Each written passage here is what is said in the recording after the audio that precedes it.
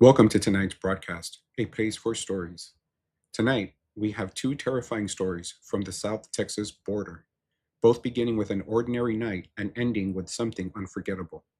Our first story comes from Daniela, who met a charming stranger at a bar, but after she rejected him, she discovered that he knew far more about her than he should have. This is her story. My friend Vanessa was celebrating her 26th birthday. She invited six of us to a bar near downtown Brownsville. It wasn't a nightclub, exactly. It was small, with live music, an outdoor patio, and tables near the dance floor. I almost didn't go. I had worked all week and wanted to stay home. But Vanessa had been my best friend since high school. She insisted that I come for at least one drink. We arrived shortly after 9. The bar was crowded but not uncomfortable. A local band was playing Spanish rock, and most of the customers appeared to be in their 20s and 30s. Our group found a table near the patio doors. At approximately 10:30, I went to the bar to order another drink. That was when I met him. He was standing 2 seats away from me. He appeared to be around 30, with short, dark hair and neatly trimmed beard. He wore a black button-down shirt and an expensive-looking watch. When the bartender approached, the man motioned towards me. "Whatever she's ordering," he said, "put it on me." I thanked him, but said I could buy my own drink. He smiled. "I'm not trying to bother you, it's just a drink." I still hesitated. Eventually, I agreed because the bartender prepared it directly in front of me and handed it to me herself. The man introduced himself as Adrian. We talked for a few minutes. He said he was from Harlingen but worked in Brownsville. When I asked what he did, he said he was involved in construction management. At first, the conversation was normal. He asked whether I came to that bar often. I told him it was my first time. Then he asked who I was with. I pointed towards my friends. Vanessa saw me and waved. Adrian smiled at her. "The birthday girl," he said. I hadn't told him we were celebrating a birthday. I assumed he had seen the balloons at our table and overheard someone talking. Then he looked at me and said, "You're Daniela, right?" That made me uncomfortable. I asked how he knew my name. He laughed and pointed towards my wrist. The bar had given our group paper wristbands with Vanessa's birthday hashtag printed on them.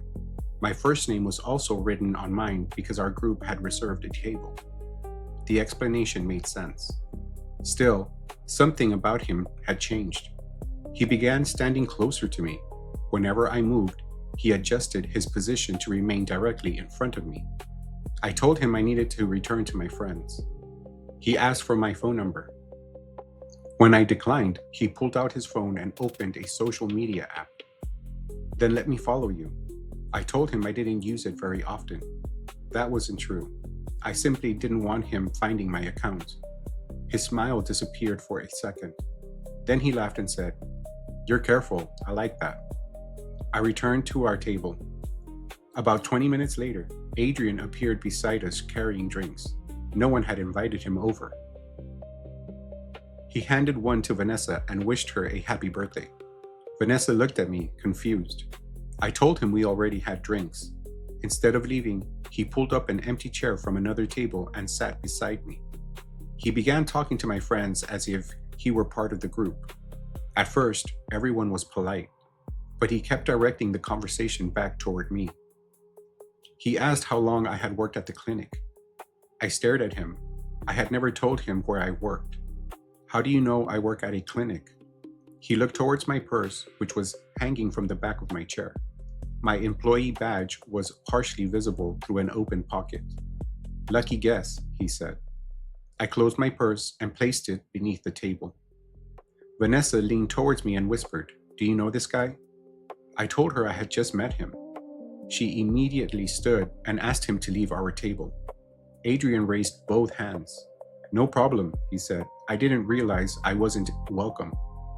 As he walked away, he looked at me and added, "I will see you later, Daniela." After that, I tried to enjoy the rest of the night, but every time I looked around, I saw him. He stood near the bar watching our table. Then he moved to the patio. Later, he stood near the exit, speaking to another man, but still looking in my direction. At around midnight, I decided to leave. Vanessa wanted me to stay, but I felt increasingly uncomfortable. One of our friends, Maribel, offered to walk me to my car. We exited through the front door. The parking lot was well lit and filled with people arriving and leaving.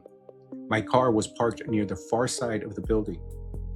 As we approached it, I noticed that the front passenger side tire was completely flat. I had checked my tires earlier that day. It was possible that I had driven over something, but the timing immediately frightened me. Maribel and I walked around the vehicle. There was a narrow puncture in the side wall. It didn't look accidental. I called my brother, who lived approximately 15 minutes away. He said he would bring a jack and help me replace the tire. While we waited, Maribel suddenly grabbed my arm. Adrian was standing across the parking lot. He was partially hidden between two parked trucks. He wasn't smoking or using his phone. He was watching us. When he realized we had seen him, he stepped backward and disappeared between the vehicles. We immediately returned to the bar. A security guard went outside with us, but Adrian was gone. The guard reviewed the exterior cameras. One recording showed a man in a black shirt entering the parking lot at 11:42. He walked directly to my car, crouched beside the passenger tire, and remained there for almost 30 seconds. The camera was too far away to show exactly what he did, but we knew it was Adrian. My brother arrived and changed the tire while the security guard stood nearby. He wanted me to file a police report, but I didn't believe the police could do much. I only knew the man's first name, and there was a possibility that even that was fake. Before leaving, my brother checked beneath my car and inside the wheel wells. He was worried Adrian might have attached a tracking device. He didn't find one. Maribel followed me home. I live alone in a second-floor apartment. After parking, I waited for Maribel to drive away and then hurried inside. I locked the door and checked every window. At around 2 in the morning, my phone vibrated. I had received a follow request from an account with no profile picture. The username contained the name Adrian and several numbers. I blocked it. A minute later, another account followed me. Then a third. The third account sent me a message. You could have just given me your number. I blocked that one too and changed my account to private. Before going to sleep, I took screenshots of everything. For nearly a week, nothing happened. I started believing that the incident was over. Then, on Thursday morning, the receptionist at the clinic handed me a small bouquet of white flowers. There was no name on the card. The message said, "You look beautiful in blue." I was wearing blue scrubs that day. My coworkers checked the front parking lot, but they didn't see anyone suspicious. The flowers had been delivered by a local service and paid for online. That afternoon, another message appeared from a new account. It contained a photograph of me entering the clinic. The picture had been taken from across the street. I filed a police report. The officer instructed me to save every message, change my routines, and notify apartment management. My brother installed a camera outside my apartment door. For several days, the camera recorded nothing unusual. Then, at 1:38 on Sunday morning, I received a motion notification. A man stood at the far end of the hallway. The camera couldn't capture his face clearly because he wore a baseball cap, but he had the same build as Adrian. He walked towards my door carrying something in one hand. I called my brother and then dialed 911. The man stood directly outside my apartment. He placed a photograph against the door. Then he knocked. I remained silent. "Daniela," he said, "I know you're awake." I backed into my bedroom and locked the door too. He knocked again. "We met at the bar. You remember me?" I didn't respond. He tried the doorknob. When it didn't open, he began pushing against the door with his shoulder. The entire frame moved. I told the emergency dispatcher that he was attempting to enter. Suddenly, the pushing stopped. The hallway became quiet. For a moment, I thought he had left. Then I heard scratching near the lock. He was trying to place something between the door and frame. The dispatcher told me officers were less than 2 minutes away. I picked up the small dresser beside my bed and pushed it against the bedroom door. From the hallway, Adrian called my name again, but his voice no longer sounded friendly. "You embarrassed me," he said. Then the front door slammed against the security chain. Once, twice. On the third impact, part of the wooden frame cracked. Before he could hit it again, police sirens approached the building, and Adrian ran.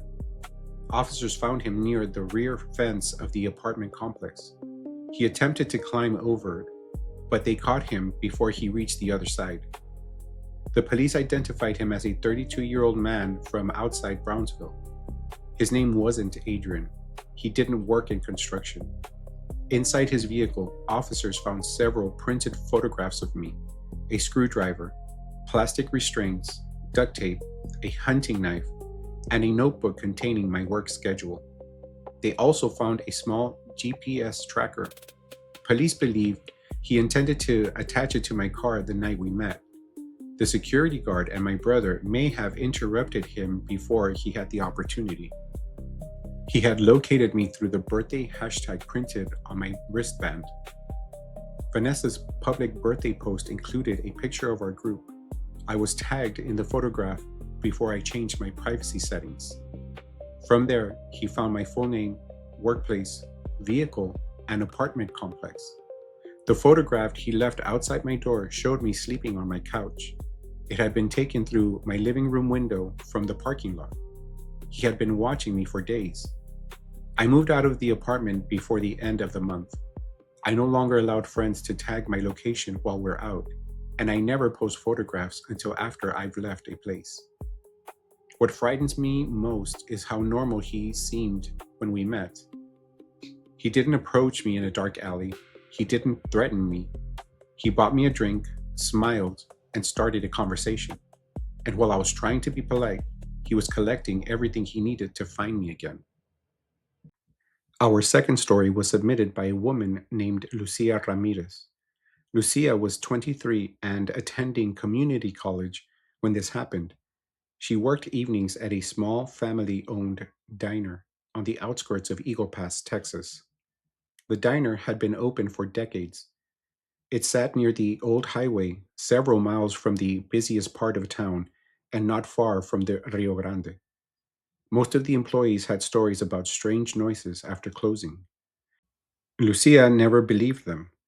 She thought the older workers were trying to frighten the new employees. Then she and the closing cook were left alone in the diner one night. Neither of them returned for another shift. This is her story. The diner was called Rosa's Kitchen. It wasn't named after the owner. It was named after his mother, who opened the original restaurant in the late 1970s. The building had red vinyl booths, a long counter, and an old jukebox that hadn't worked properly for years. We stayed open until midnight during the week and until 2 in the morning on Fridays and Saturdays. I normally worked the evening shift with 4 other people, but on the night this happened, business was unusually slow. A storm was moving across northern Mexico, and strong winds had reached Eagle Pass. By 11, most customers had already gone home. The manager sent 2 servers home early.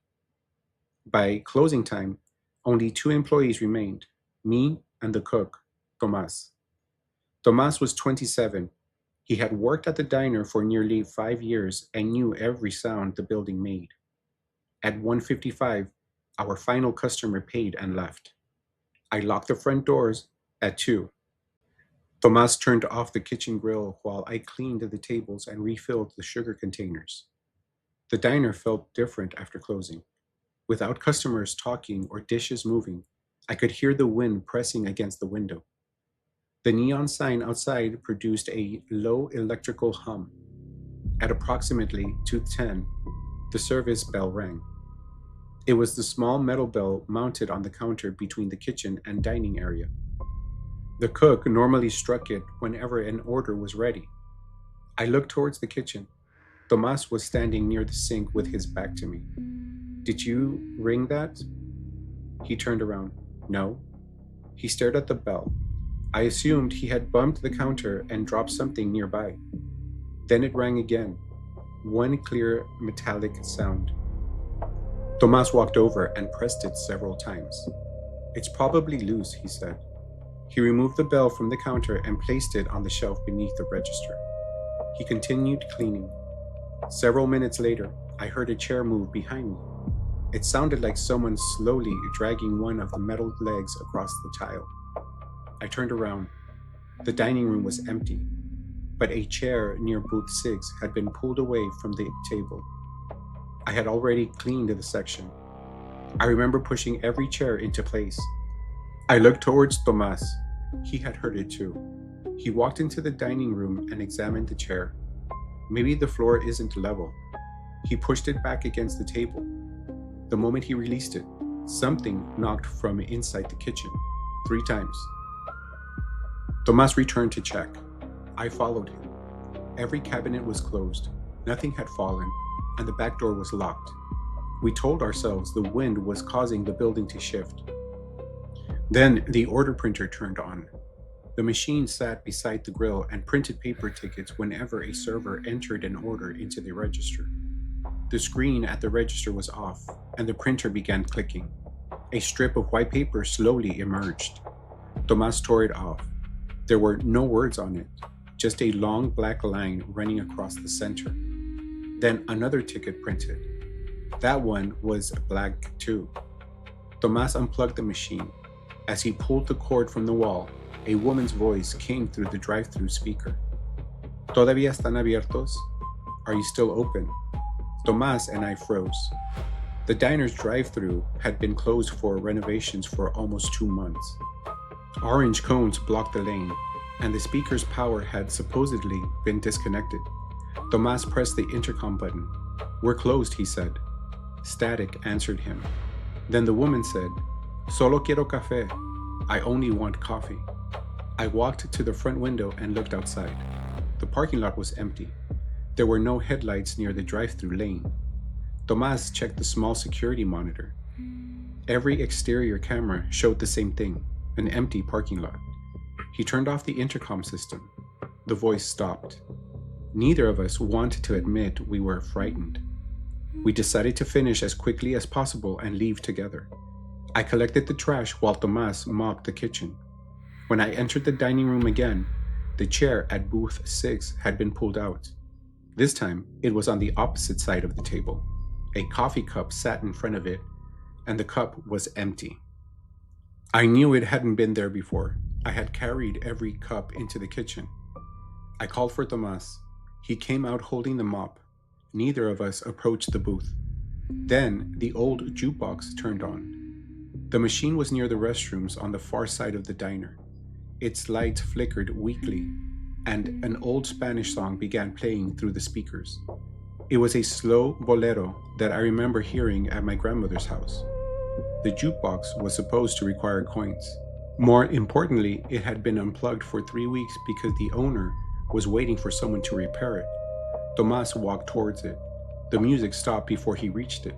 A second later, someone knocked on the front door. 3 hard knocks. I looked through the glass. No one was outside. The porch light illuminated the sidewalk and part of the parking lot.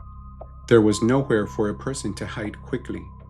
Another knock came from the back door, then another one from the drive-thru window. The sounds began moving around the building. Front door, kitchen wall, restroom window, roof. Each knock came in groups of 3. Tomas grabbed his keys. "We're leaving." We turned off the remaining lights and moved towards the employee entrance. Before we reached it, we heard footsteps in the dining room. They began near the front door. Slow, heavy footsteps crossing the tile. 1 step, then another. They moved between the tables towards the counter.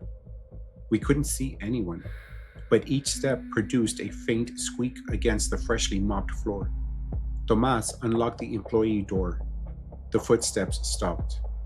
From the dining room, the service bell rang. The bell Tomas had placed beneath the register. Then a woman called out, "Disculpe, excuse me." Her voice sounded as though she were sitting at booth 6. Neither of us answered. She called again. ¿Me pueden traer mi café? Can you bring me my coffee? Tomas pulled the door open. The alarm above it began chiming. At the same moment, every light inside the diner turned on. The jukebox started to play again. The order printer began running even though it was unplugged. The service bell rang repeatedly, and something struck the front window hard enough to make the glass shake. We ran.